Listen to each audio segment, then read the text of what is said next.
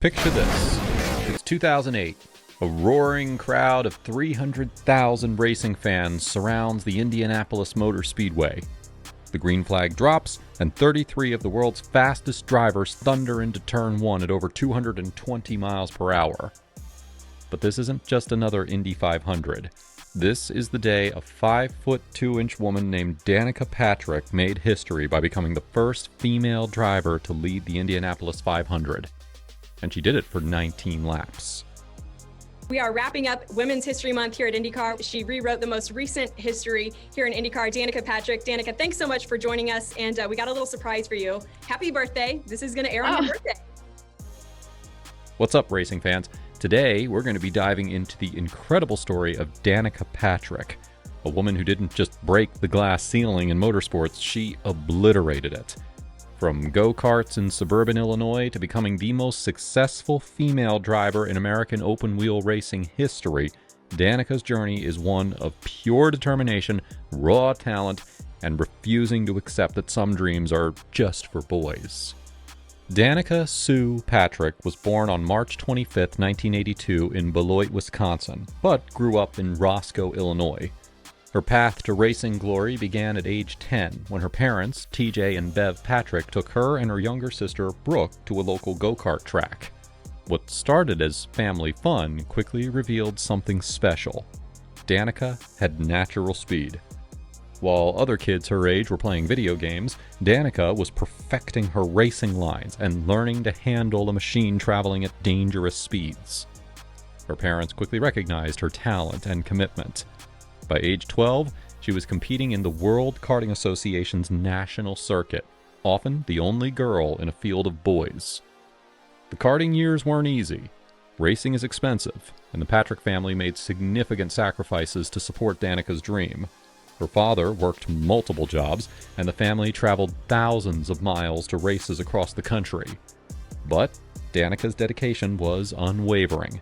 She won 3 national karting championships and caught the attention of serious racing scouts.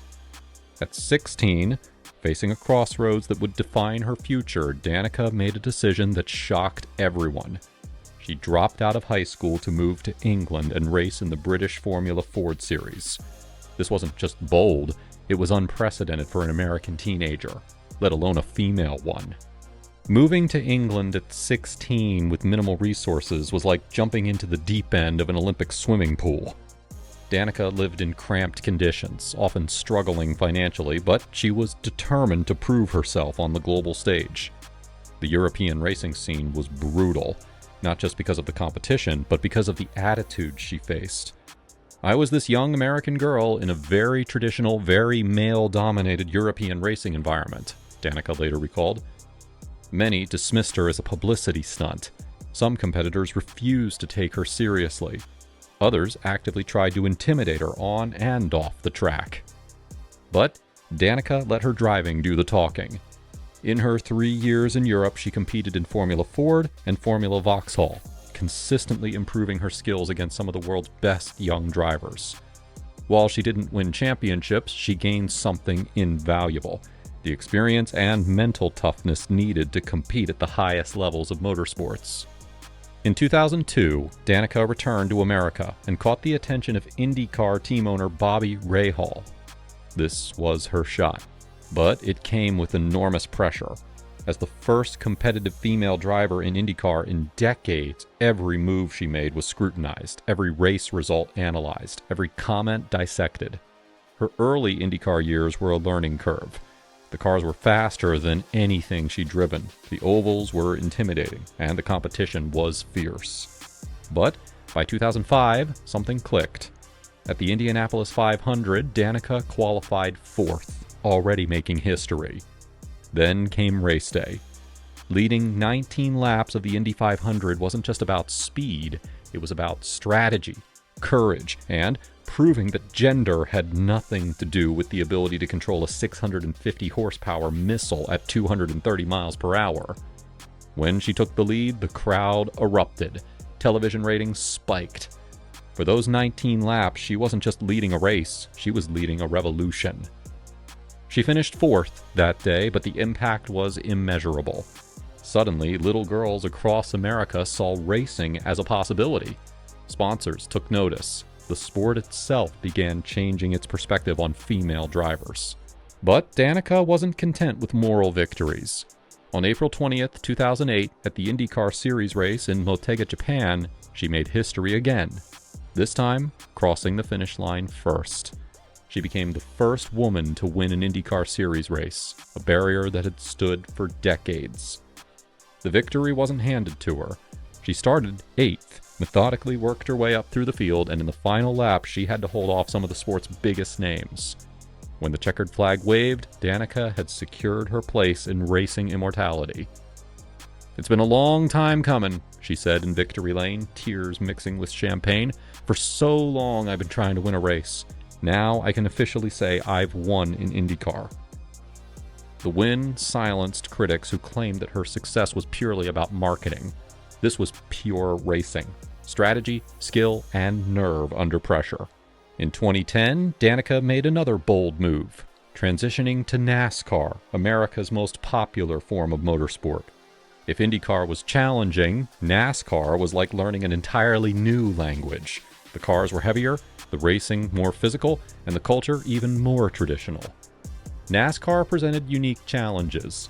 The cars handled completely differently, requiring a more aggressive driving style. The season was longer, the media attention more intense, and the expectations impossibly high. Every struggling race was analyzed through the lens of gender, rather than the steep learning curve that every driver faces when switching series. Danica's NASCAR career had bright moments, including a historic pole position at the 2013 Daytona 500, making her the first woman to start from the front row of NASCAR's biggest race. But wins were elusive, and criticism was constant. Still, she persevered for 7 years, becoming the most successful female driver in NASCAR history. Danica's impact extended far beyond lap times and checkered flags. She became a powerful advocate for women in sports, using her platform to inspire the next generation. Her success opened doors for other female drivers and challenged stereotypes across all sports. She proved that success in motorsports wasn't about physical strength or gender. It was about reflexes, strategic thinking, courage, and the mental fortitude to control fear while making split-second decisions at life-threatening speeds. Her influence reached into popular culture, business, and advocacy. She appeared on talk shows, graced magazine covers, and became a role model for young women worldwide. Major brands lined up to sponsor her, recognizing that she represented something bigger than racing. She represented possibility. Today, Danica Patrick's legacy lives on in every young girl who watches motorsports and sees herself behind the wheel. Her records: first woman to lead the Indy 500, first woman to win an IndyCar race, highest finish by a woman at Indianapolis, are remarkable achievements that may stand for generations. But perhaps her greatest victory was changing how we think about who belongs in the driver's seat. She took a sport that had been exclusively male for over a century and proved that talent, determination, and courage know no gender. Danica Patrick didn't just break barriers, she demolished them, paving a superhighway for future generations of female racers.